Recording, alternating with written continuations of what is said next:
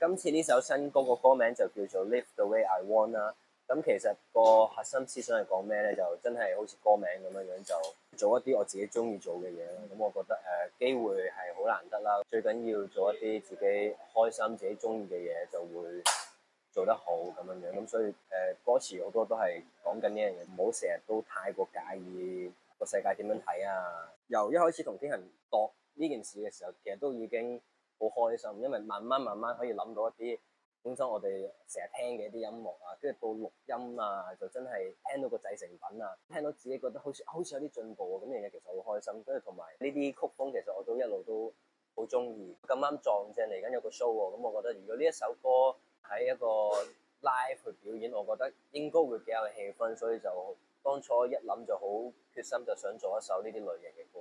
今次吉他錄音嘅部分我都係有參與一部分嘅，係吉他 solo 啊，同埋可能前前後後嘅一啲 parts 我都有份彈啦，AK 都有份彈一段啦。其實係好好玩嘅呢個過程。咁我覺得就係一班中意玩嘅人咪一齊玩先有意義啊個過程。今日拍嘅嘢嗰啲感覺啊，都係我自己好中意嘅嘢啦。本身小弟都好中意車啦，咁所以就如果有得揀咁啊，睇下多啲車嘅元素擺喺度，同埋都幾 man 啦，我覺得。我今日發覺真係識得維修汽車嘅男士們啊，真係好有型。咁所以其實今日嘅拍攝都好開心。